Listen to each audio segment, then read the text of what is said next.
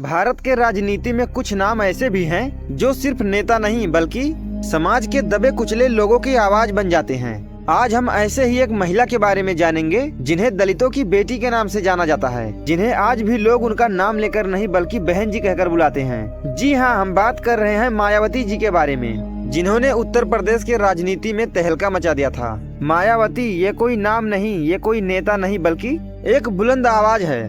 आवाज पिछड़ों की, आवाज दलितों की, आवाज उन बहुजन समाज की जिसे इंडिया के इतिहास से लेकर मायावती के आने तक एक वोट बैंक के अलावा कुछ भी नहीं समझा जाता था। न उनकी कोई सुनता था, न उनके लिए कोई बोलता था। इन्हें हर दिन 2 वक्त के रोटी से लेके 2 लोगों से सम्मान पाने तक के लिए संघर्ष करना पड़ता था। इसी संघर्ष के बीच बेहद ही गरीब और दलित घर में एक बेटी का जन्म हुआ। वो वक्त था 15 जनवरी 1956, उत्तर प्रदेश मथुरा जिला। इनका परिवार आर्थिक रूप से बेहद ही कमजोर था। बचपन से ही इन्होंने समाज में अपनों और अपने प्रति भेदभाव देखा और महसूस किया। स्कूल के दिनों से ही गरीब परिवार की जिम्मेवारियां और समाज के कमजोर वर्गों के लिए आवाज उठाना जैसे प्रेरणादायक कार्य ने मायावती के जीवन में राजनीति की नींव रखी। मायावती ने बचपन से ही पढ़ाई में मेहनत किया और बचपन से ही सामाजिक न्याय के प्रति संवेदनशील बन गयी। उनके माता पिता ने भी उन्हें हमेशा शिक्षा और स्वतंत्रता के महत्व के बारे में पढ़ाया। जैसे जैसे मायावती बड़ी हुई, उन्होंने समाज में अपने और अपनों प्रति असमानता और भेदभाव देखा, जिसके वजह से युवा अवस्था से ही उनका झुकाव राजनीति की ओर बढ़ गया। उन्होंने ये महसूस किया कि अगर समाज को बदलना है तो सत्ता में पहुंचना ही होगा। 1970 और 1980 में उनकी मुलाकात काशीराम जी से हुई। काशीराम बहुजन समाज पार्टी BSP के संस्थापक थे।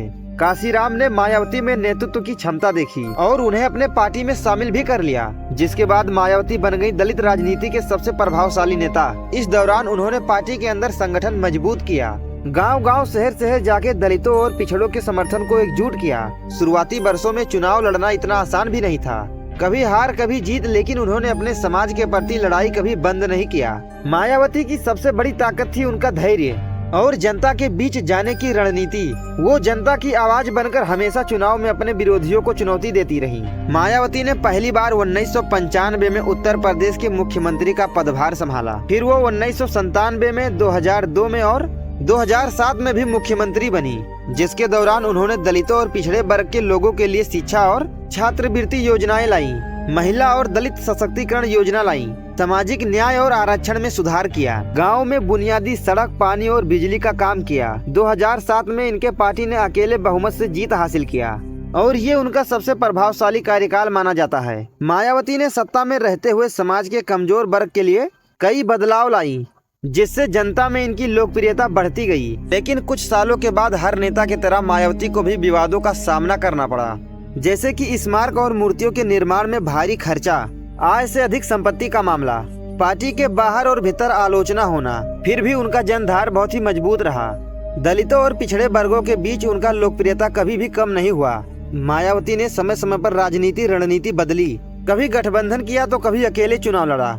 BSP के जरिए उन्होंने देश के दलितों और पिछड़े वर्गों का प्रतिनिधित्व बढ़ाया।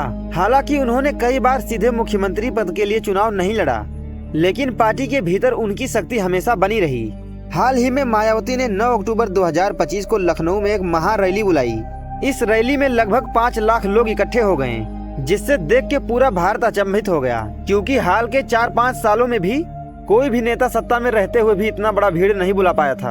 पर इतने दिनों तक राजनीति से बाहर होते हुए भी मायावती जी ने ये कर दिखाया, जिससे उनके पावर का पता चलता है। इस रैली में मायावती जी ने भाजपा, सपा और कांग्रेस पर राजनीतिक हमला किया और कहा कि सत्ता ही बहुजन समाज के हितों की रक्षा की कुंजी है, जो उनके राजनीतिक करियर के ताकत की और आगामी चुनाव की तैयारी का संकेत माना जा रहा है।